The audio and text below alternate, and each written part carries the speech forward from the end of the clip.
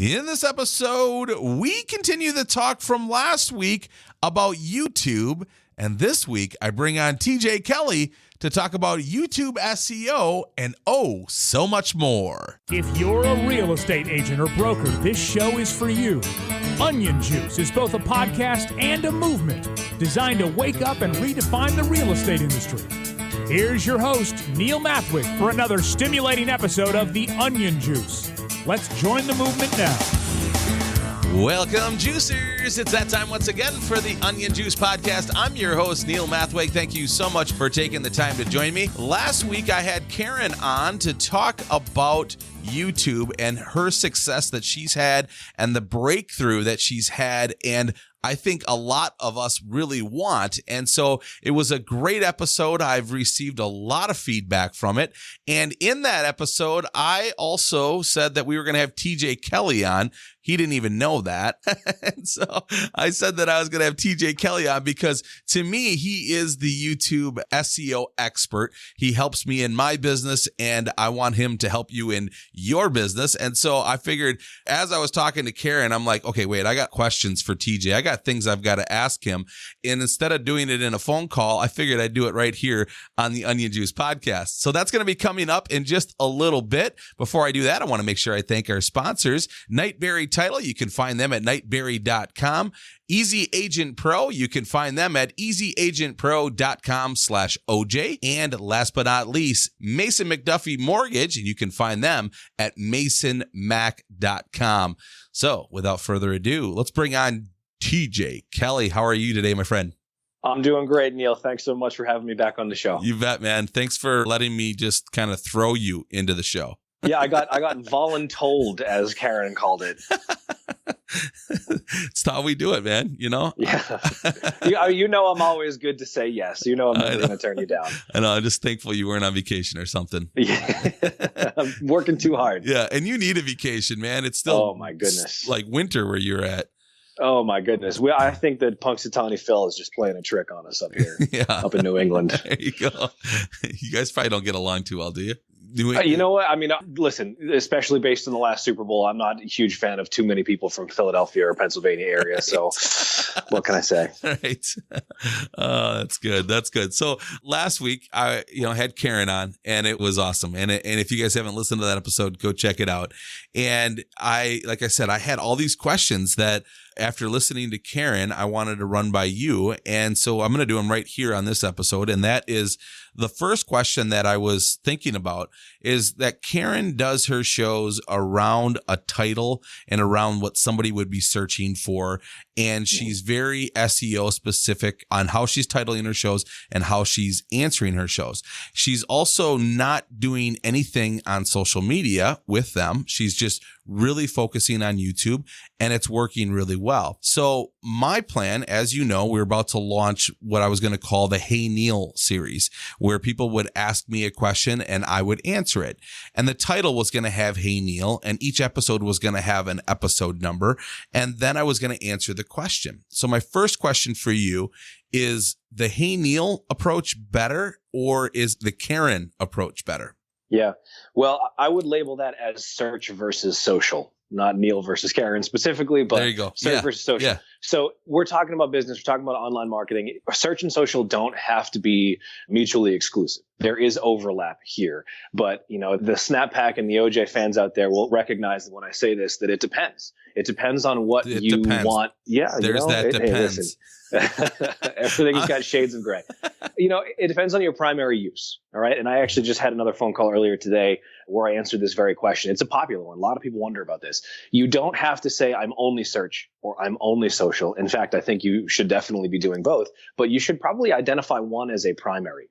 Now, I have even said in my own podcast and my own videos that you can reuse the same content from multiple categories. So you can shoot one video and put it on YouTube natively with a search focus, and then put it on Facebook natively with a social focus. And maybe the first 15 seconds could be slightly different. Your intro could be, hey, I'm Neil Mathwig from the Hey Neil Show, and let's get into episode number 7 where we talk about, that intro is very, everyone knows who you are already, and they're already aware of your show, and they can't wait for the next one. That is a social media type. I already have an existing brand that people associate with. That's a social approach to me. On the other hand, the search approach would be, hi, my name's Neil and I'm an expert in Madison, Wisconsin, and I'm the guy that's going to help you move here or tell you why you should move here or, prove that you're an expert, even if they have never heard your name before. They just happen to be looking for somebody that can help them move to Madison. That's you, right? So who you are and who you're trying to reach and what message you're trying to explain to them, that for me informs how you should be setting up the video itself and where you should put it. Nice. So I think Karen is absolutely right. On YouTube, it is search focused. YouTube is not used like a social network the way Facebook is and some of the others. So search focused on YouTube and social focused on Facebook. And yeah, you can probably use the same video and just kind of repackage it a little bit. Nice. So I'm envisioning this, just getting a visual behind all of this. On YouTube, I'm standing in front of an audience that doesn't know me. And on social media, I'm standing in front of an audience where everybody knows me. Or they're all my friends, or most of them are, right? Right. Yeah, that's a pretty good way to look at it. Yes. Nice. Social media is just so much warmer and friendlier, isn't it?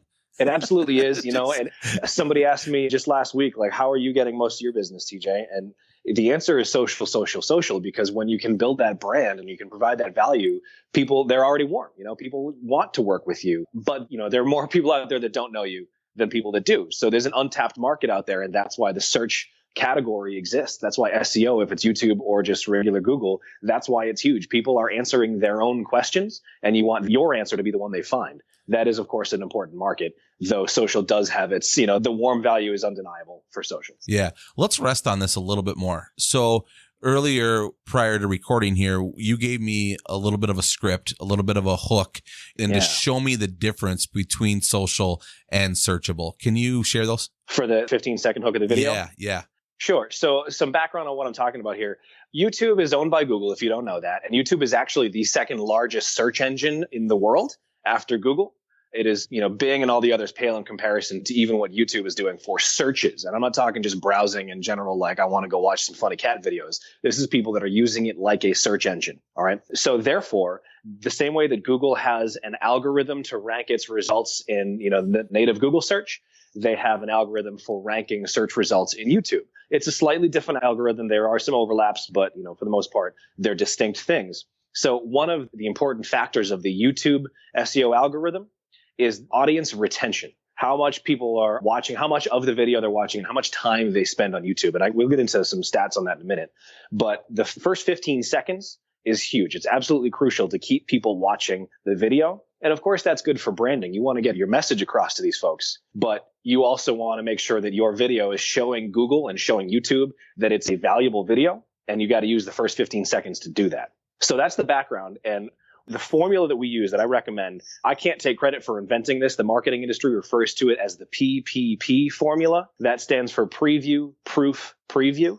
And in the first 15 seconds, you want to hit those 3 bullet points. So let me give you an example. You want to say what you're going to have in the video. That's your preview. Why watch this video and what it has. The proof is how you, as the host of the video, as the author of the video, have used whatever you're about to talk about or why you're qualified to talk about it. Maybe you've done some research. Maybe you have years of experience. Maybe you're the expert. Back it up and explain why anyone should listen to you, and then recap the preview. So let's dive into what we're about to talk about in this video and recap it real quick. And you do all that right off the bat in the first 15 seconds. Nice. All right. So if I were you, if I'm Neil Mathweg and I'm a realtor up in Madison, Wisconsin, and maybe I'm putting together a video of like Karen talked about last week, reasons to move to Madison, why you should live here, why you should move here, whatever that video is about. If I were you and I were putting together that video, my first 15 seconds, my hook, the PPP formula might sound something like this. You ready? I'm ready. In this video, you'll learn the 5 best reasons to move to Madison, Wisconsin, and 3 steps to make the move easier. Hi, I'm Neil Mathweg. In the last 12 years, I've helped 471 families buy and sell their dream home in Madison. And today, I'll share with you the 5 best hidden gems of this city and 3 easy things you can do right now to make your move here fast and smooth. Ready? Let's go. Oh, I want to watch this video. Boom, right? Like, who's going to turn that off? Right. Right. And I'm not an actor. I'm not an expert at, character or storytelling or any of this stuff. I just know that this formula works. Yeah. So you can adapt that into whatever your subject matter is and whatever your local market is. I love it, man. I'm ready to go put that video together. That is solid. I hope you do. I hope you solid. Do. And then let's flip that. And now I'll say I was putting that same video on social media. And I know you don't have, generally, how would I intro that? Sure. So like we said, on social, these folks probably already know who you are, or at least have some awareness. A lot of them, in your case, are already raving fans. And if they're not, they're going to be based on watching a few of these videos. So you treat it that way, and it's like you're at a party and you're talking to old friends or something along those lines. And I would put it more, again, if we're talking about reasons to move to Madison. Now, keep in mind that on social, you'll have some Madison area friends, but you'll have some people like me that are in New England that I'm not going to move to Madison. I would love to watch your video because we're friends, but this subject matter doesn't necessarily appeal directly to me. So you might want to modify the strategy a little bit based on who you're talking to and where in the world they are. But let's assume for argument that you're still talking to local folks, your friends and maybe your sphere, your past clients, somebody in the Madison area. You might flip it around a little bit and say, hey, it's Neil. I'm back with the Ask Neil show. This is episode number 7. And today our subject is why to move to Madison. We all know and love this city. We all know everybody on earth should love this city as much as we do. But some folks don't know why. So today I put together my favorite 5 things about this city, and I want to share that with the world. Check it out. Oh, know what I mean? I love it, man. You know what really excites me about all this, TJ, is that you're in my corner. It's like, man, I want the listeners to hear the gold here. Like, this is stuff that, we're producing videos and a lot of us are lacking. And to have a resource like you, man, it's just awesome. So I'm like, just giddy right now. I'm ready to go record videos. That's right. We still have the rest of the show to record here, but it's so good. And you guys can have TJ too. That's the other thing, but not too many people hire you, because then you'll get too busy. Yeah, I'm already fairly busy. Have expertise, will travel. Yeah, there you go. There you go. So TJ, let's just keep talking about YouTube SEO. So what else do we need to know about YouTube SEO? Sure. So YouTube SEO is a distinct thing, like I said earlier. It's slightly different from the standard Google SEO. And a lot of people have done some reading on Google SEO. You and I have talked about that on this show before. But YouTube has a different set of rules. So where you think of you want regular SEO to have keywords and titles and meta tags and all that stuff for what's written on your website, the YouTube version of that is essentially about making sure the video is the highest quality it can possibly be. And how does Google and YouTube measure that? A lot of it comes down to how many people are watching your video. So let's look at some of the factors that we know YouTube uses to rank its videos in search results. The biggest one by far is audience retention. And basically, this boils down to the total watch time of your video. Now, it's an important caveat to put on this. I'm not talking about the percentage of the video watched. I watch the first 25%, 50%, or I watch 100% of your video. I'm not talking percentages. I'm talking absolute minutes and seconds watched. All right. So for that reason, more is more here. You want long videos. Long videos, just by definition, can rack up more minutes and seconds watched than short videos can, right? If you think of 2 videos side by side, one's 2 minutes long and one's 10 minutes long, even if users are watching exactly 50% of both videos, the longer video still has 5 times the minutes and seconds watched than the short video has, and therefore it's more likely to outrank the short video. Mm-hmm. So this flies in the face of a lot of the recommendations out there that say, keep your video short, keep your video short. Yeah, in social, you probably want to keep them short. But in search, you might want to make them a little bit longer. The going recommendation is about 10 minutes. That's a pretty long video. Wow.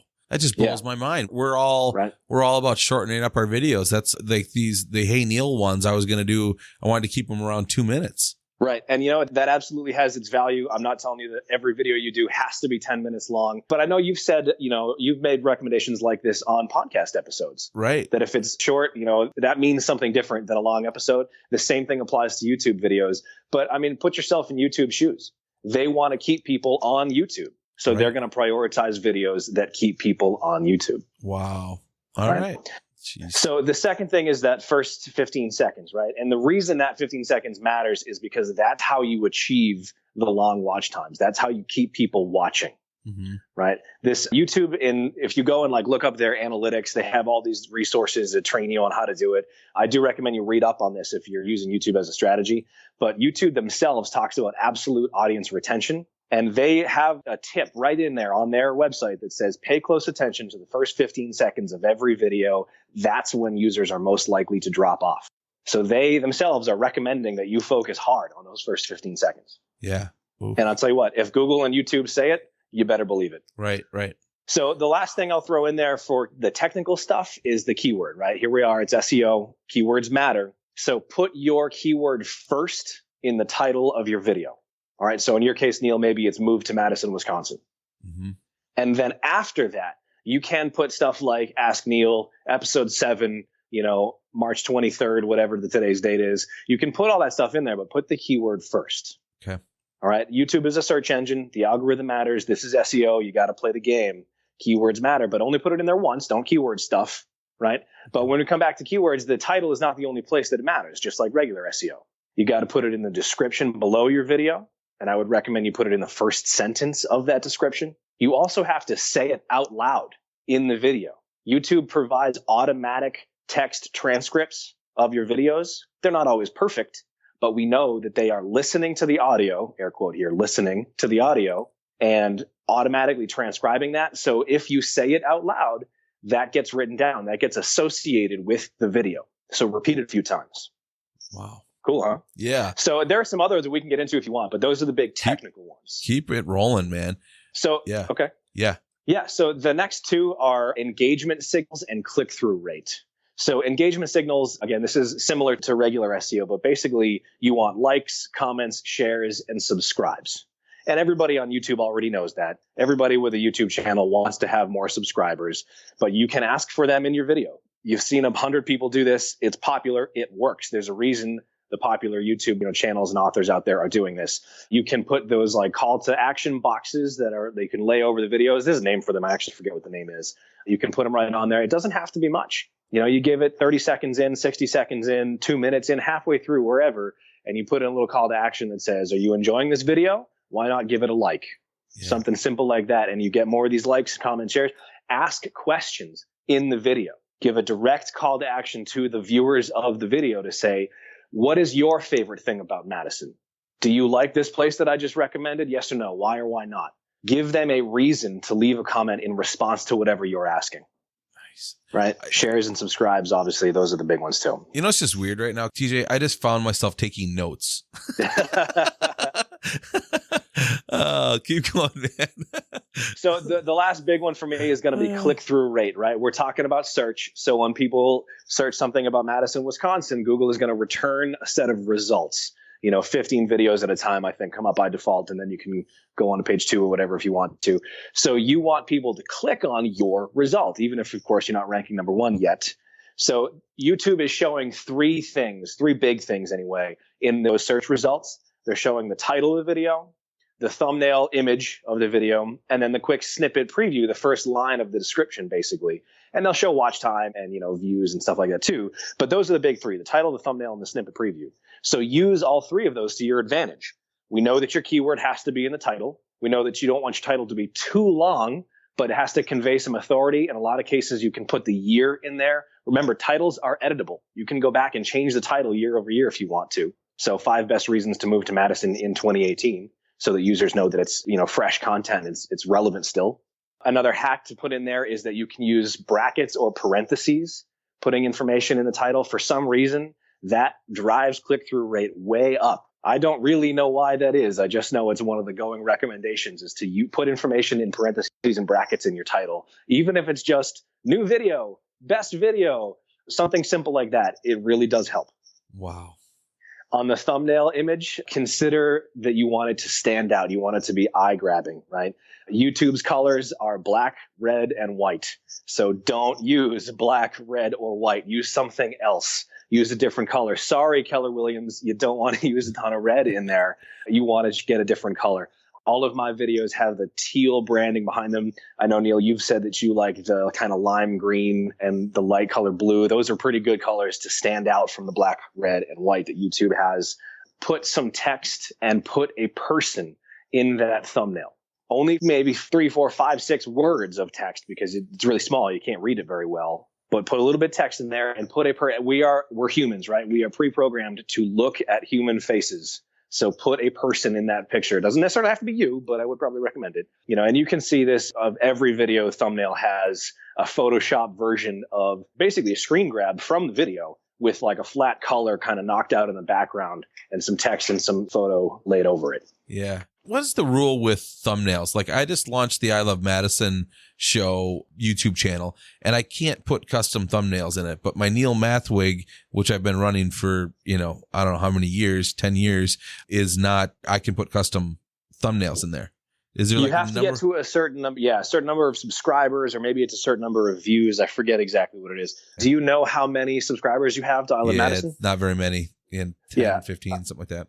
Yeah, I think maybe the number might be 25 subscribers, or maybe it's 50 you have to get to before they unlock some of these features. Okay. For example, you can't have a custom URL. I think you have to have 100 subscribers for that. So there are a few kind of like tiers that you have to reach before YouTube grants you access to all of their features, and custom thumbs is one of those things. Okay. So everybody, stop putting out videos and promote them first, but you got to be a little bit patient on some of these things. Yeah. So Onion Juice Nation, can you guys do me a huge favor and search for I Love Madison show on YouTube and go subscribe to it for me? Thank you. You're See what so I did right unfair. there? I know. Oh, man. I want custom thumbnails. Come on. I mean, hey, Onion Juice Nation, can you also search for Mixed Media and subscribe to my channel? There you go. Anything else? So the last thing is the snippet preview, right? You want to use that sentence. It's just like a tweet. You only get, 150 characters or 200 or something along those lines. It's got to be short and sweet. But do not put a link to a blog post or a website in the first paragraph. Do not put, hey, my name is Neil from. No. Dive into the subject matter and use that to engage people and give them a reason to click on your result. This is a battlefield. You're competing against the other videos. You need to make sure you win. So give them a reason to click. And by the way, the same thing is true on the meta description of every one of your blog posts and pages. Optimize that for click-through rate. It's not necessarily a ranking factor, but it is an engagement factor, which is a ranking factor. So use that to convince people. Nice. And then all of this, you want to tie in with your video. You want to write a blog post about it, right? And put it on your blog and then embed the YouTube video in that post as well, right? Yes, absolutely. That will actually rank the blog post better than it will rank the video. Having a video in your post is good for the post. Okay. It is also good for the video insofar as it will increase the watches of that video and the watch time and all those things. But YouTube can tell, and they are paying very close attention to where your video is when it's watched. Is it on youtube.com? Is it on the YouTube iPhone app or something? Is it on Apple TV nowadays? Or is it on some other website embedded in a blog post? They can tell, and that matters. So native youtube.com watches matter the most. They help your video the most, but all watches are good watches. So yes, definitely embed them. So the other thing to consider with the blog post is that the text description that goes under your video, I know Karen hinted at this. My personal strategy for this is to write, I'll write 6 or 7 or 8 paragraphs in that text description. If you're writing just, one tweet's worth, that's not going to cut it. You've got to write, 500 words, 700, add some real value there because YouTube is using that content. That is, you've got an opportunity for keywords there. You've got an opportunity to provide, some real other value and content to that video, but make sure it is not verbatim from the blog post on your website. They should be different from each other. I start with, you can start either way. Start with the description and then make it longer in the blog post, or start with the blog post and then cut it down for the description. But they should be similar. You can link to the blog post, but make sure you're providing, a couple of paragraphs anyway in that YouTube description. Okay. Good advice. Oh, I was just going to copy and paste. But hey, that's why I got you, TJ, right? That's it, man. Oh, so That's what good. I'm here for. So good. Well, I'm really excited to get my YouTube channel rocking. I love what one question that a listener asked 2 episodes ago. How do you break through on YouTube? And I couldn't answer it. And then Karen comes a knocking and had an awesome show with her last week. And then now this brings you up, and it's cool, man. It's cool. The roads we go down to find the path. So it's good. Exactly. It's good. Very good. Awesome, brother. Well, I appreciate you being on the show again, man. You rock. Thanks for having me. It's always a pleasure. And you know what? I love being on the show because I love the Onion Juice Network. I love seeing the group conversations that happen in there. I think you've got a really good thing going here, man. And I've said that to you 100 times, but it bears repeating. This is one of my favorite places to get content online. Keep doing what you're doing. Awesome. Appreciate it, man. How do people find you? Well, I'm just about everywhere. I am mostly on Facebook. Yeah, right. I am mostly on Facebook. So again, I'm sure this will be all over your show notes and stuff, but my name is TJ Kelly and my company is Mixed Media. That is spelled MXT. Our website is getmixed.com. You can find me on Facebook, on Twitter, on LinkedIn, on Instagram, on Snapchat, on YouTube. Like you, Neil, I am working on my YouTube strategy. I think I have something like 65 subscribers right now, and that's pitiful. I purport to be an expert in this, and I haven't yet leveraged it myself. So I'm working on it. I'm working on it, It's but I would just like- love some subscribes, OJ. I'd love it. Yeah, it's just like the plumber that has the leaky faucet at home, right? That's You it, know, man. you're The cobbler's kids have no shoes. That's right. You're busy working on everybody else's. That's it. awesome. That's Have you it. changed your profile picture yet? You still have that. You're on my case about this profile picture. He man. has got this profile picture on Facebook that just makes him look like a tough ass. Like he looks mean almost. And then you meet him in person and he's the nicest guy. Now he's got a beard, so he's burly even. And you just want to give him a hug when you see him. But then on Facebook, I'm like scared of him. Still haven't changed. Well, I don't know. Huh? Listen, I'm not a photographer. I don't know. I don't know what to do about that. That's it's basically a selfie that I threw into Photoshop and put my colors on top of. So I don't know. Yeah. I don't know. It makes me nervous. The photo thing has just never been my strength. Even the photo you got here on your Skype profile is better. Yeah, well, it's just too old, man. I've lost weight since then. Although my hair wasn't gray then, so maybe I will keep that one. Right. I don't know. Oh, again, I appreciate you, man. Good. Thanks again for being on, brother. I appreciate you. My brother, thank you so much. All right. Thanks again, TJ. Appreciate you. And if you guys want the show notes to today's episode, just text the word OJ Notes to 44222. Once again, I want to thank our sponsors, Mason McDuffie Mortgage. You can find them at masonmac.com. Easy Agent Pro. You can find them at easyagentpro.com/OJ. And last but not least, Nightberry Title. You can find them at nightberry.com. Thank you for listening to the Onion Juice Podcast. I hope you have a great day. And like always, remember to be the reason somebody smiles today.